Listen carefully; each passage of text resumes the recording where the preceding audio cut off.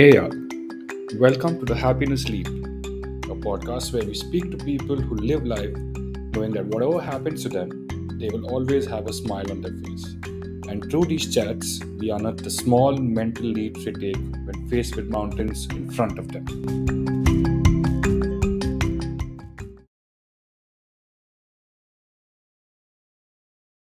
So, welcome to the Happiness Leap podcast.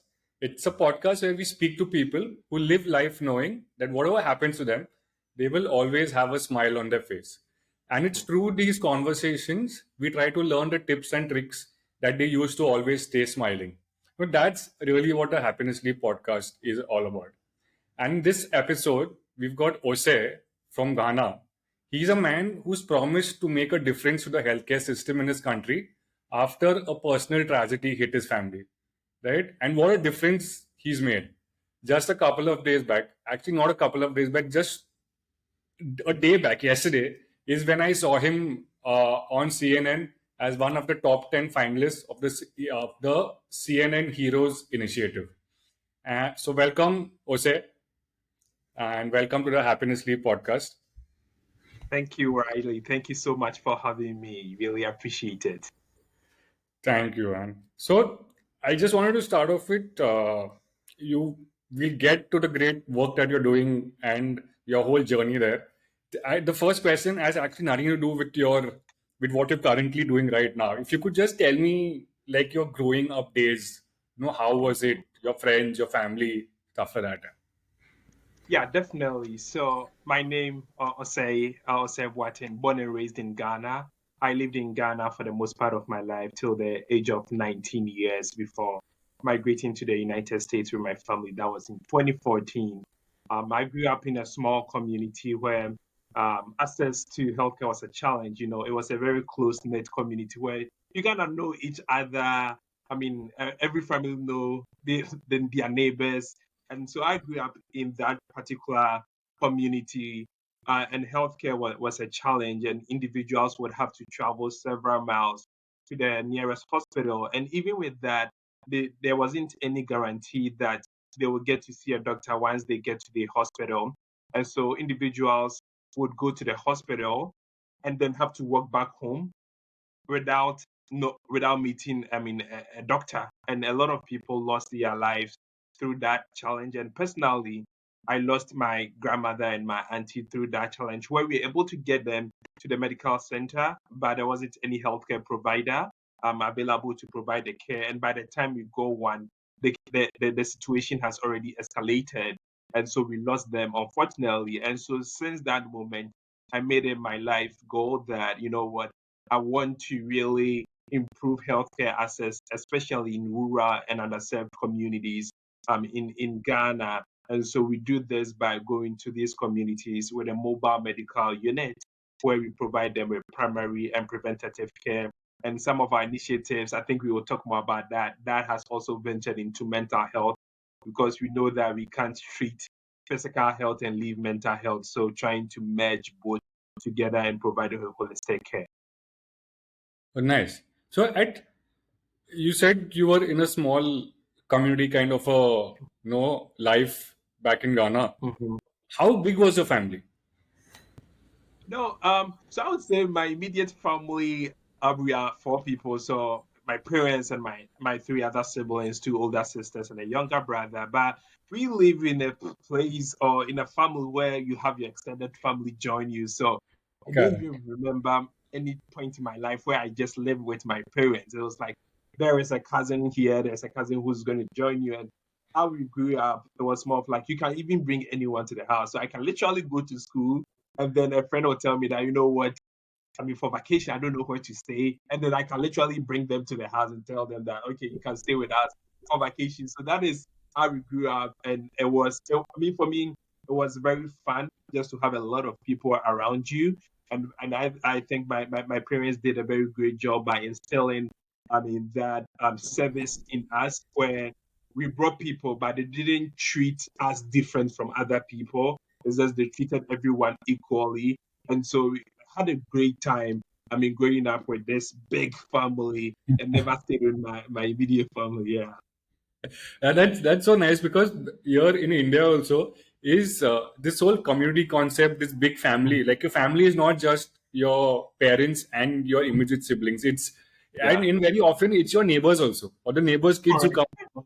Yeah. Mm-hmm. So it's like you don't need. There's no concept of you calling someone to go to their house. You just show up at their doorstep, and no one's Correct. ever going to say no.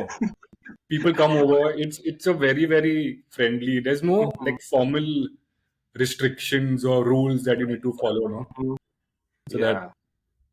so I read somewhere that you grow up in this small village in southern Ghana. Now, if you Mm-hmm. can correct me if I'm wrong, but are the people in that region called Fante? Is that correct? Yeah, so that is right. So in the southern part of Ghana, we have the great. So I guess a bit of like overview is that Ghana we have up now 16 administrative regions. It used to be 10, but they now made it 16. And so in the southern part, you have like the Fanti. I mean, then you have Accra. Those are the Ga. And you come to Kumasi, we are the Ashanti. And so, like in the southern part, there are a couple of regions in the southern part, and each region have their own identity. And Okay. so, for example, Fanti is part of the southern, regions, and they speak Fanti, which is similar to my language, Ashanti. So, in that whole paradigm, we have, so we have a set of like Akan and Asante and Fanti are subset of that. So we have similar sort of languages. It's just that the tonation and how they pronounce some of their words are a little bit different from how we would pronounce it. But under the we would say we are under the big family. Just that there's a little bit of like tonations and how people pronounce words in the Fanti. And I think Fanti has a very strong historical, background in terms of like, that is where the slave trade occurred. So there's slave castles there where a lot of people go there to really observe and learn the history.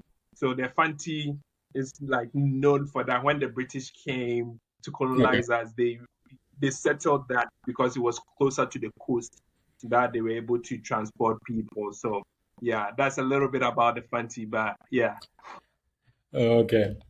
So I just wanted to get an idea of in that area that you lived in, Mm-hmm. right? In that community that you lived in, if you could, during your growing up days, this is not a current day, if you could give me like a typical day in the life of Osei while you were growing up, like get up in the morning, say in your, when you start working or you start going to college there, or was it school? Okay.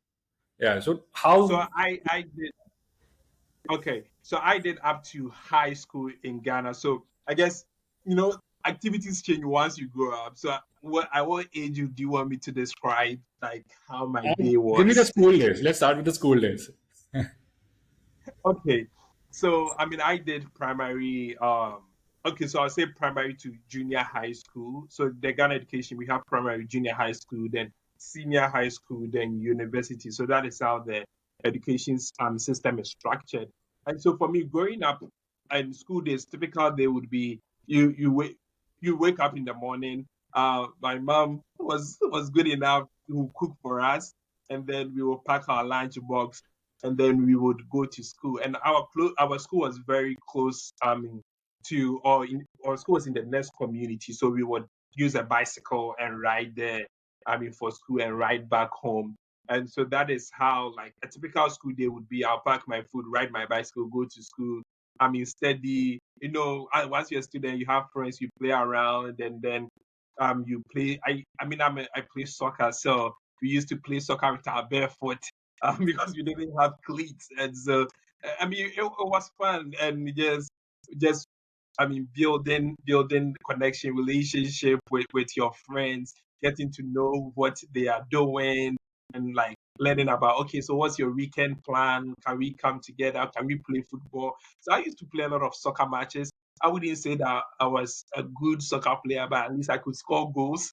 To keep me in the team. But it was a fun time growing up. But for me, the community of people was what I really enjoyed growing up um, in Ghana. Did you always have a thing that you wanted to move out of Ghana to study more? And like, You know how was what? it? Huh? Yeah, How did I didn't. So I didn't have any sort of intention of like moving outside Ghana to come study. I think that sort of idea came when I went to high school and I realized that a lot of people are trying to study and a lot of people actually go to the United States to study. But for me, for us coming to the US, it wasn't because of like solely because of education. That's why I ended up here. It was the opportunity that my family got and it sort of made us come with them, and that is how I started school here. So I didn't come specifically to. I mean, I guess I didn't get a school in the US to come to the States. It was like we moved as a family, and then I started school. And but growing up, I had no idea. Like, maybe at the age of 19, I'll be in the US. I'll be studying. Like that wasn't the plan.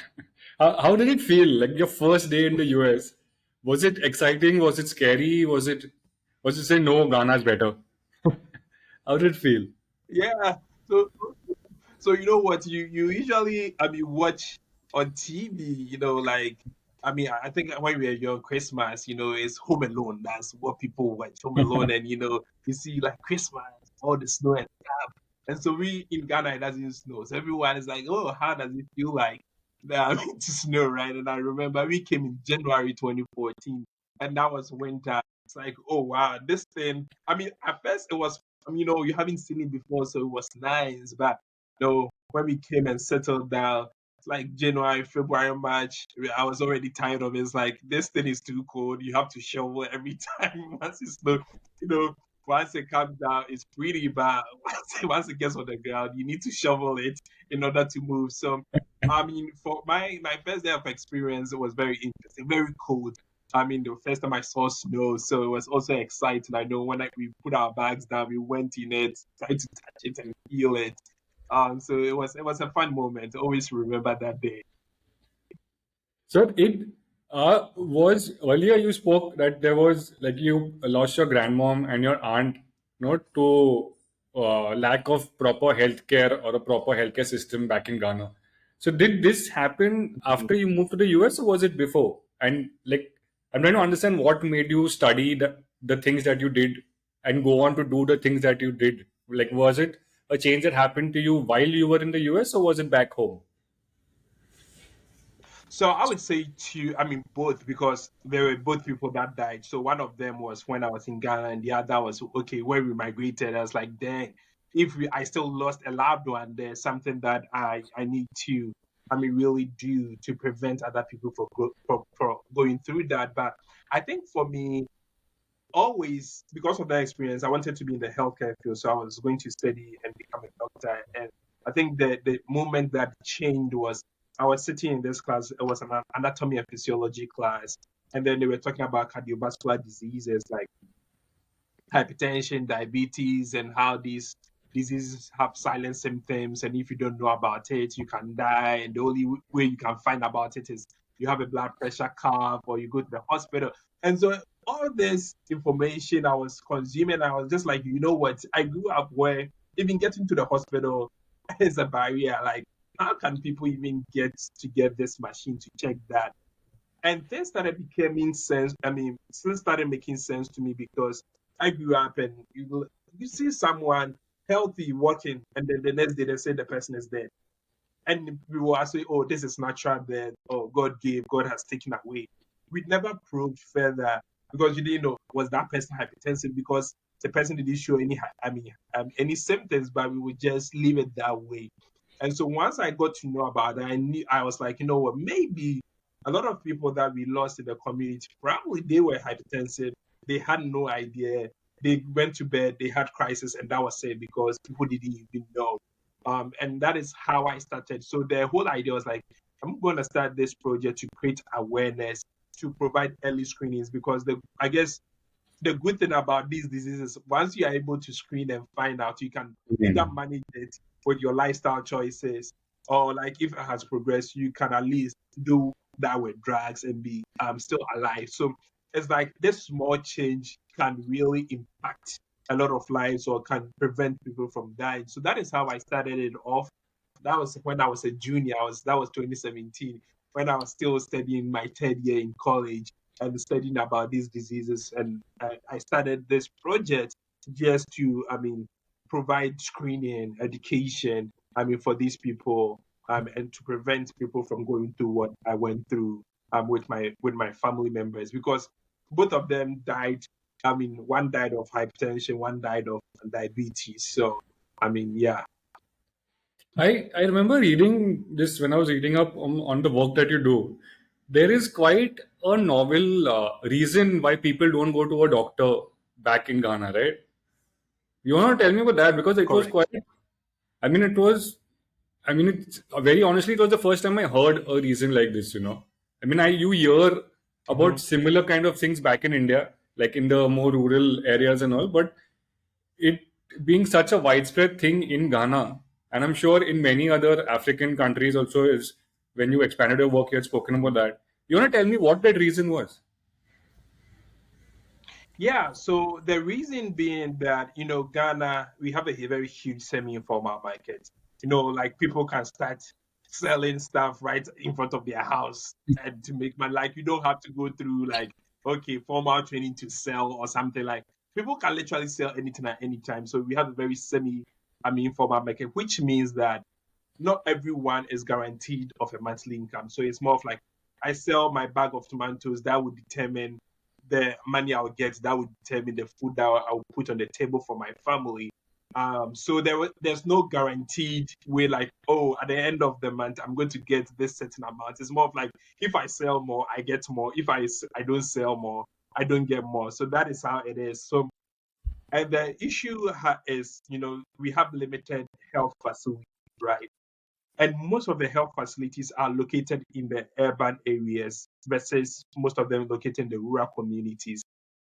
And another issue is that since the rural communities are not well developed, no healthcare provider wants to leave the city and come and stay in the rural communities, right? Yeah. So then there's this sort of gap in the rural communities where we don't have healthcare providers, we don't have health facilities. So if someone goes to the healthcare center, the probability is that I go there, one is either I don't go and meet any healthcare provider and I come back home, or I go there, there's a healthcare provider, but there's long waiting time because there's no booking system. It's like first come, first serve. So the Mhm. issue is like, okay, I sell a bag of tomatoes. I know that the more I sell it, the more I get money. My family depends on me.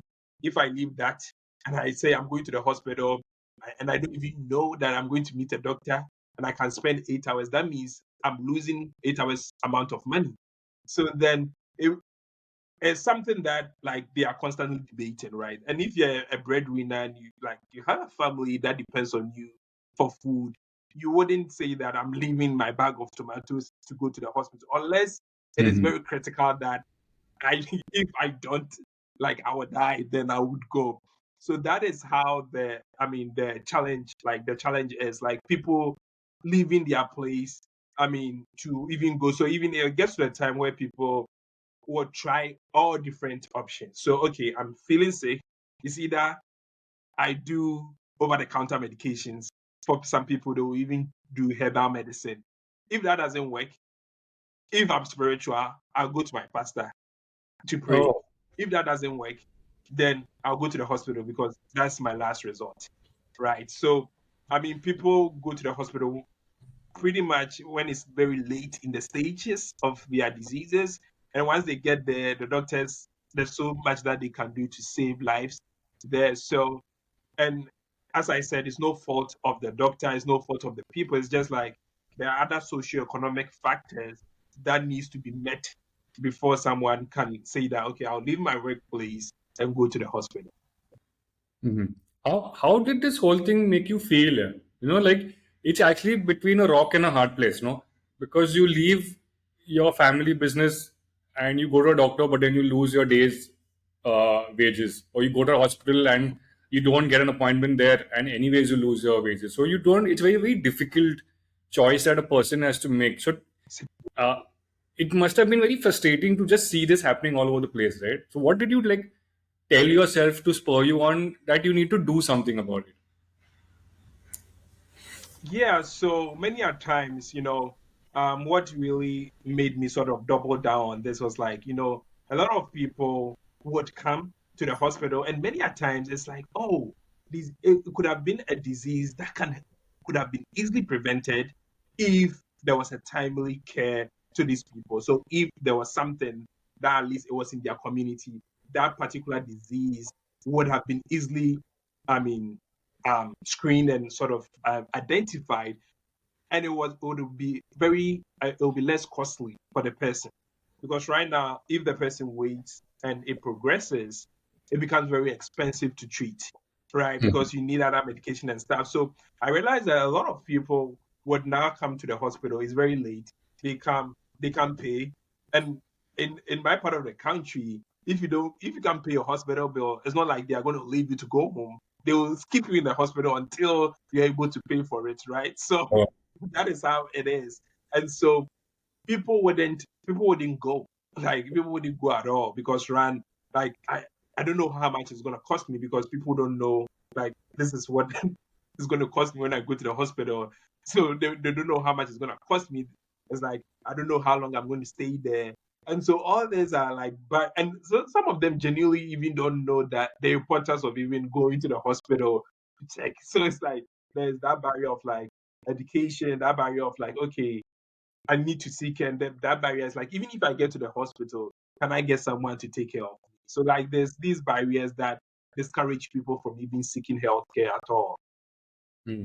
How did that make you feel? Like I'm trying to get your Mhm. reaction to this situation.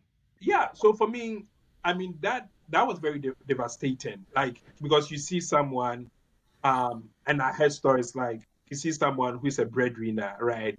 And I mean because of something that could be easily preventable, the person loses life.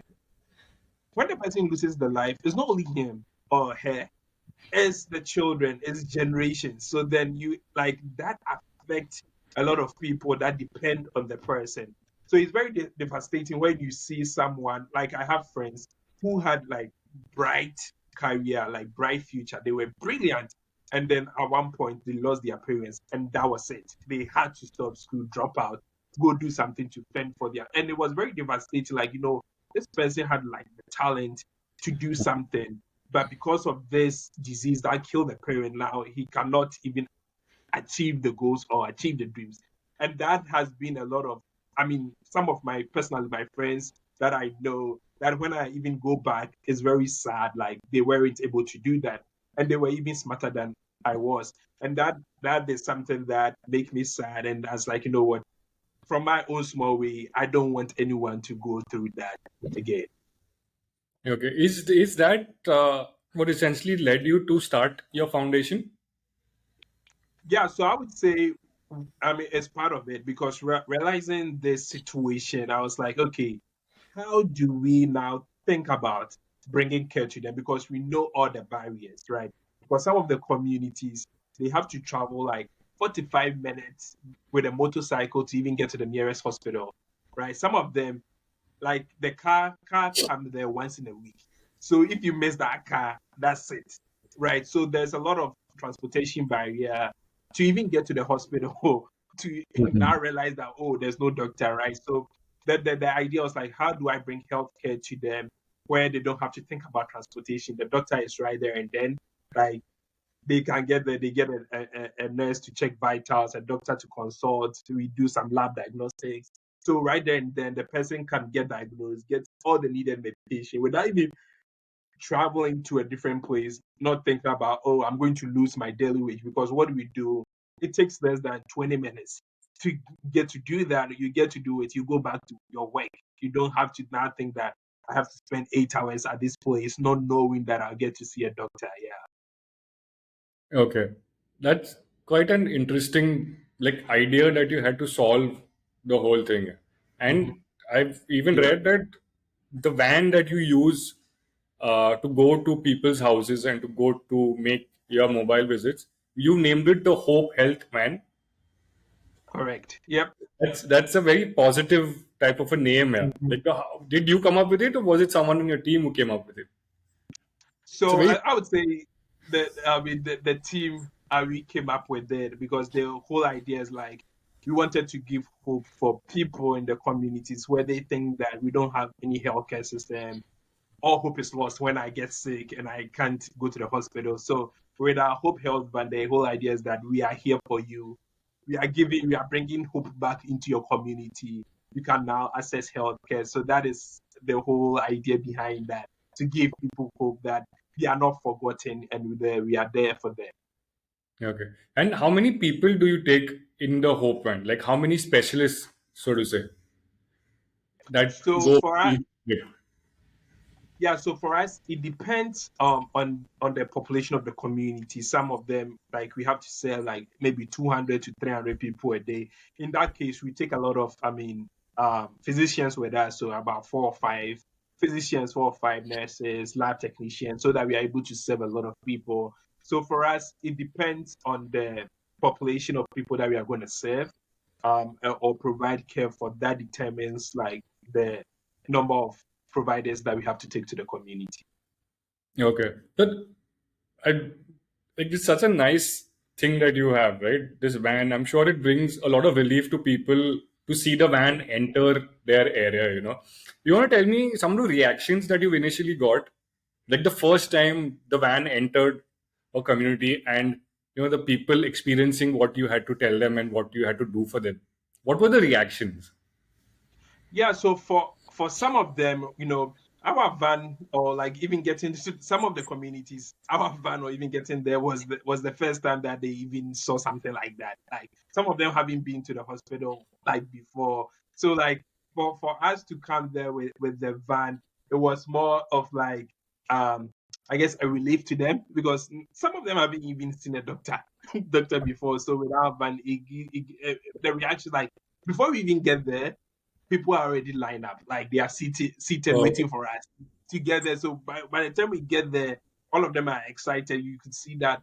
I mean, someone will come with the service and go and tell, I went to the van, they provided a service. They go and call their neighbor, and their neighbor will come. So it brings, happiness in the community, because everyone is excited to talk with the doctor. And because most of them are farmers, they have pain, and then they get to speak with the doctor, they get free medication, they get to see, get their kids treated. If their kids need multivitamins, the kids are able to get that. So it's that excitement and happiness that you are able to provide, which is very fulfilling, because then when you think about it, you realize that if your band wasn't there, where would these people be at this point? hmm. And have how many people's lives have you touched through the Hope Health Van? So I would say that we've touched over 4,000 lives since we started. Across 52 communities since we started. We started last year. Time flies. So we started last year, and we've been able to achieve that with only one van that we are using. Yeah, I know. The way you were talking about it, it just seems like you've been doing this for so many years. Yeah. And then you say you started last year. Like you don't seem like you started it last year.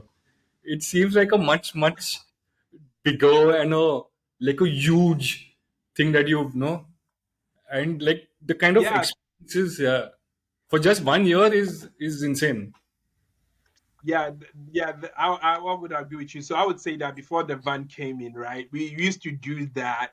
But we didn't have the van, so it's kind of limited to what we could do before the van came Mhm. in last year. So, I guess I've been with them. I've known like what their needs are, what they want, and so I guess I have built that knowledge before the van came. So that is how I'm able to sort of talk about it like I've done it for years. But truly, I have since 2017. It's just that the Correct. part of the van is what we started last year. Yeah. Correct. If you could tell me one or two of the sweetest things that a person would have told you after being treated at your place, like what are the two things that someone has told you that has stuck with you? And I probably, when you're having a bad day, you think of that conversation or you think of that thing that that person told you, and you say, "Oh, I'm doing the right thing. I need to keep going on. I cannot stop doing this." Are there any particular Yeah. conversations?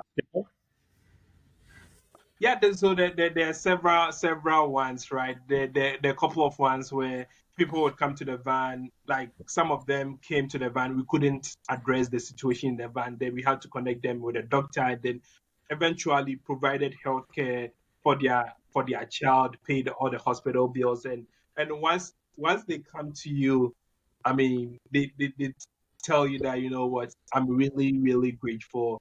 If not for you, I would have lost my child. If not for you, I wouldn't be where I am right now. And those kind of words really is very satisfying. And what I like about this community is that even though they don't have money, what they will do is that once you go there, you provide the care for free. They will bring like food stuff, like cassava, plantain, just to thank you because they see that, you know what, you've traveled all the way. So on average, you travel like 3 hours to these communities. You travel all the way to this community. You didn't charge them anything. They just came. They just get to see a doctor. They get to get the labs. They get to get medications, all for free. It's like they can't that like there are no words that they can use to describe how grateful they are. But those kind of things, like, you know what, some of the communities we visit multiple times. So you go there and you see, oh, this child that you saw last week was really feeling sick, and you come again, the child is playing soccer or playing football, running about. And those are those moments that keeps me going. I just think about it, like anytime that I'm delaying getting healthcare, someone is paying that with their life. Like there's someone who is dying. And so there is a need to still push what I'm doing. That is what really encourages me because sometimes you could see the results right away. Like, as I said, a child is sick, you take care of the child, then the following week or month you go there, the child is playing, and it's like, oh, wow, you've really made a huge impact in the life of the child. Yeah. It does this put a lot of pressure on you, like personal pressure? Yeah, I mean, I would say it puts I don't know, pressure in the sense of urgency, and sometimes it's very frustrating at times. It's like you really want to serve these people, but you are limited by resources because there's so much that you can do with your resources, and you know that a lot of people need help. I guess that is the worst feeling. It's like a lot of people need help. You go there, but because of resources, your medications are done, and you can't give them the healthcare they need, but just to tell them that they should go home. That is the worst feeling, right? You know, because they are coming and they know that you are their only hope, but they get there and because you don't have enough resources, you have to turn them back home, and that I guess put the sense of urgency, the pressure, and that frustration um all together. Yeah. So what do you tell yourself? You know, say you've had a really bad afternoon and you come back home and like there's so much of responsibility that you want to do more, but there's only so much you can do at this point in time. You know, what do you tell yourself that makes you go out and do the same thing even better or even more stronger the next day? So for me, I take sort of videos when people come give testimonials or when we are giving care. So during those hard times, I go back and scroll through those videos and watch them and see how the impact that we are making, and that gives me the fuel again because it's like, oh, you know what, the work that you are doing is having an impact. And you watch it, and sometimes it's very emotional because someone hasn't seen a doctor. You came, you provided care, and so there's much more people that would need it. So then those videos, those testimonials is what keeps me or fuel me, gives me that energy to go back again and provide the care. I'm gonna ask you something. Do you read a lot? Do you Do I read? read a lot? Yeah. Yeah, so I mean, I used to read a lot.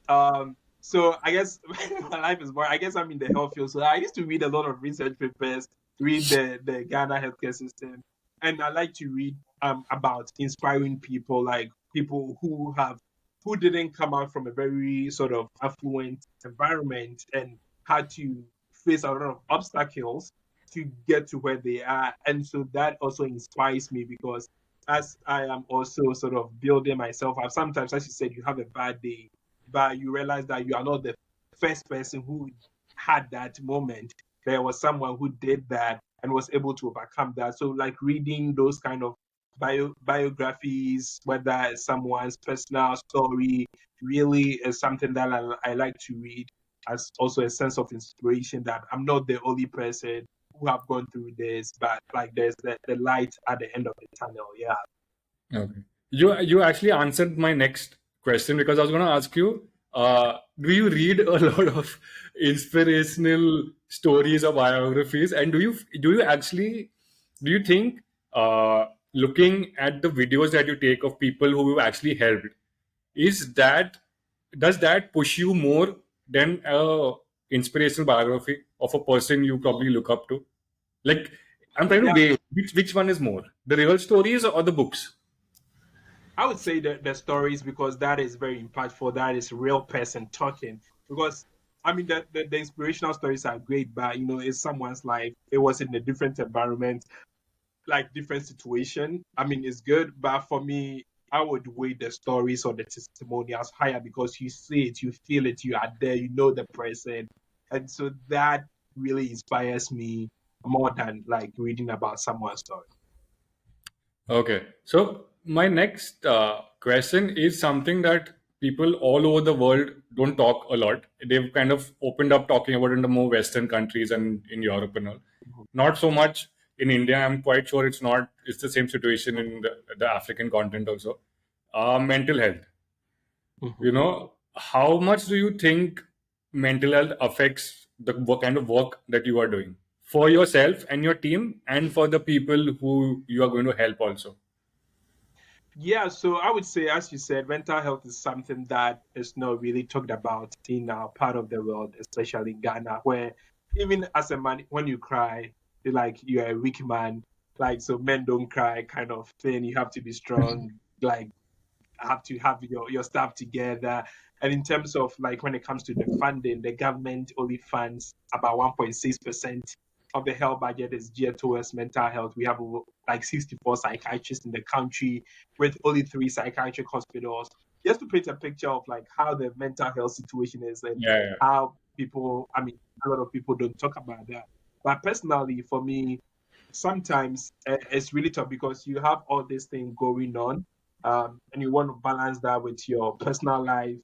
But you also have to think about the other people, and as I described, the frustration that you go through when you go to a community and you don't have enough resources, and you have to look at someone's face and tell the person that you go home.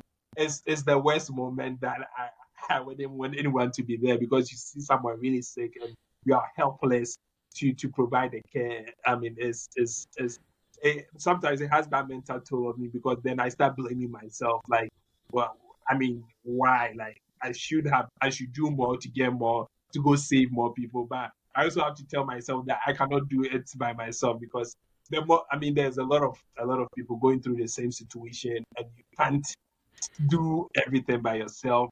And so, I mean, for for my team members too, is the same thing that they feel, and that is what we all discuss because it's very very frustrating and sad when you go there. You think you are going to give hope, but you realize that you don't have all the resources to give the hope that you think you are going to give. It's very frustrating. And for the people that we serve, I think a lot of them, since mental health is not spoken about, um, they come in with a physical sort of issue. But once you are talking with them, you just realize that the person is talking about being stressed, being anxious. I don't know what I'm going to eat tomorrow. I don't know how I'm going to take my kids to class. So I guess, since they don't have like the education that this might be a mental health stuff, like they don't, I guess, classify that as mental health. And so they would say it in their conversation when they are talking with you. And that is when I realized that, what, we cannot, I mean, treat physical health and leave mental health because the person that you are treating physically, giving the medication, if the person is still thinking about, I need to take my child to school, I need to eat, and what am I doing the next day? The probability that they will forget to take the drug is even high because they have a lot of things going on that they will forget about what you even told them a couple of days ago or the medication that you gave. So that is why we started like the mental health initiative to start bringing people together, to start telling people that it's okay not to be okay. It's okay when you are going through stuff and you need someone to speak with. It doesn't show that you are weak. So for the people that are coming to us, that is what I would say is that like they don't come with you saying that, oh, I'm going through a mental health challenge. It's sort of part of their story once they are talking to you about their physical condition. Okay. Is you mentioned one thing when you were talking about mental health was, men don't cry, or men shouldn't be seen crying. This, I think, is a Mhm, global thing, irrespective of which part of the world you are in. It's mhm, just seen as a sign of weakness, right? If you're a guy, you mhm, shouldn't cry. You should just suck it up and get mhm. on with life. Is it very common with the people who you meet and you interact with, or the people that you treat? Yeah, very, very, very common, and it has built even as children in high schools. It's the same thing. Like they wouldn't show emotions, just they don't want to. So it's built in the core of it. Yeah, so it's very common. Okay. So how do you feel? Like, this is not a physical issue, right? It's more of a mental thing. Does it get you frustrated? Is there something you tell the person? Is there something you tell yourself first before you even talk to someone else about it? Yeah, so for me, something that I tell myself is that definitely if someone is going through a mental health challenge, you don't want to go there and assume that, I mean, they should suck it up. Like you have to go in being open-minded and be like, you have to understand their story.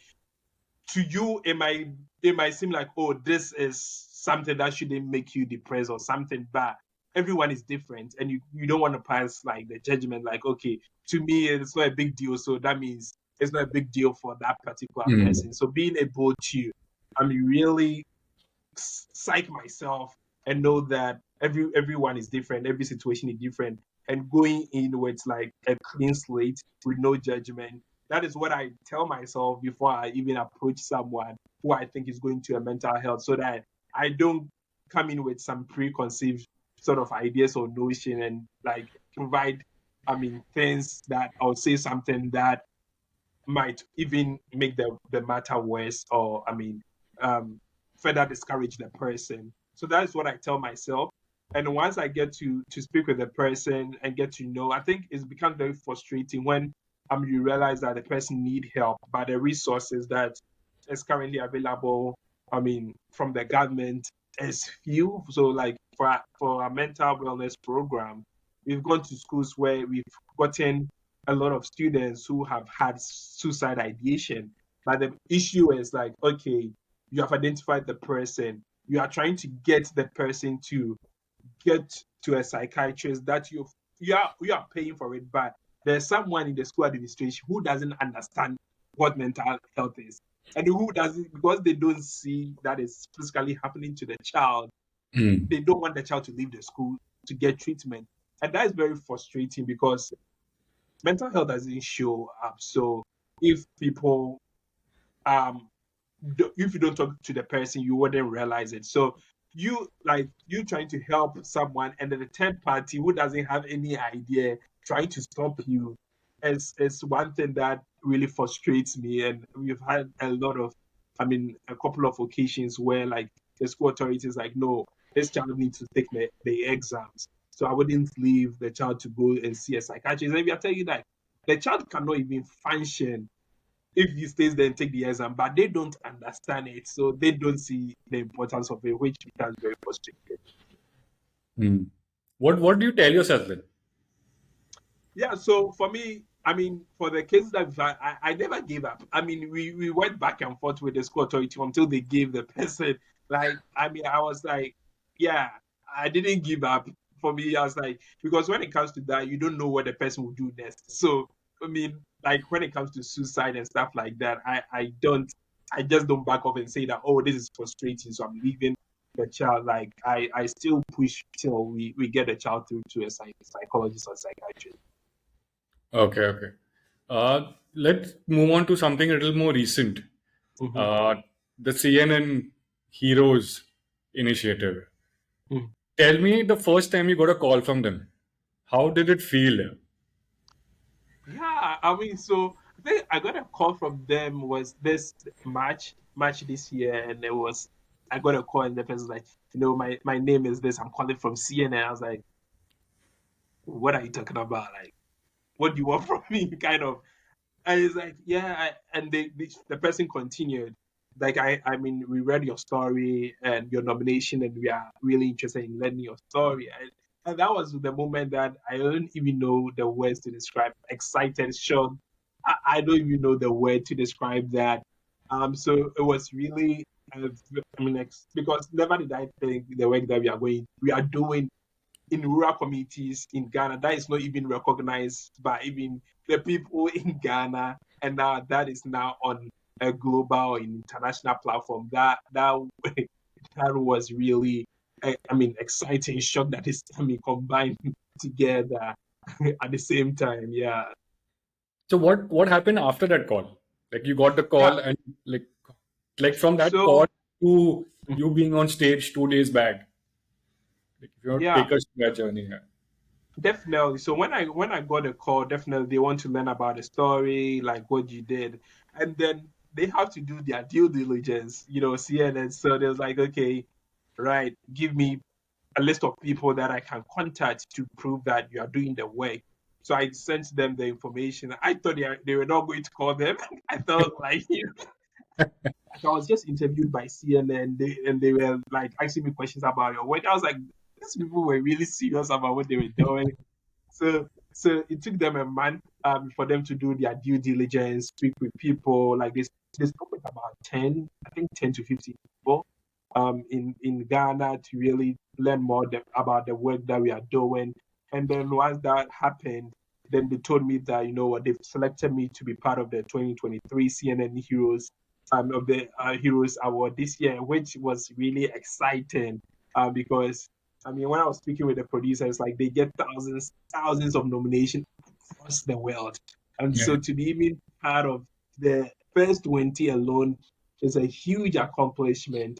And so afterwards, they were like, you know what, we need to come to Ghana and document your work. And so in the summer, they came to Ghana to see the work that we are doing, documented everything, and then they came back and then they wrote the story or the article about the work that we are doing.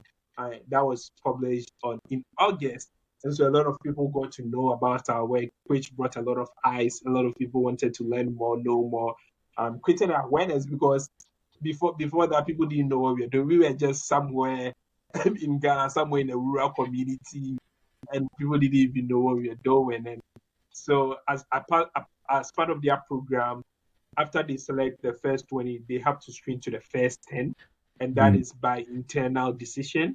And so internally, they decided, and by God's grace, we were also part of the first 10 to make it to the CNN Heroes Award. And now the rest of it was now based on like, voting, like public Voting. voting. And so that was one thing that was like, the people that we are serving, some of them don't even have electricity. So I'm like, how are they going to do both? I mean, for us. So I try my best to use my network to put myself out there to push for votes. And I think through that process, a lot of people got to know more, even more about what we are doing, which I think it was a blessing for us for people to know the work that we are doing, which makes it easier because now that CNN has this credibility on you, trying to go to an organization to tell them about their work, about your work, they are not going to doubt you because someone has already done their work for them to prove that you're a credible Mm. person. So it was a very exciting moment to be part of the first 10. I was like, I'm in this great company of people because all the people are doing amazing Yeah. and inspiring work. So it was good to be part of this group of people and very inspirational. Yeah. Uh, which was the more stressful part? From the time you got a call to being selected to the top 20 or just the top 10 which is based on voting? Did you call up your friends back in Ghana and say vote for me? Yeah. I think every moment was very stressful. I think the first stressful moment is when they called me. There was a 1 month of total silence. I was like, did I make it? Did I not make it? Because I guess they were in the background. They were doing the due diligence, but I didn't hear back from them till they called me in March. I didn't hear back from them till May. All right, and so that was the first stressful one. the second one was once they select, as I said, they'll select, the profile 20 stories and they select the first 10. So then they told us that the results will come out late fall.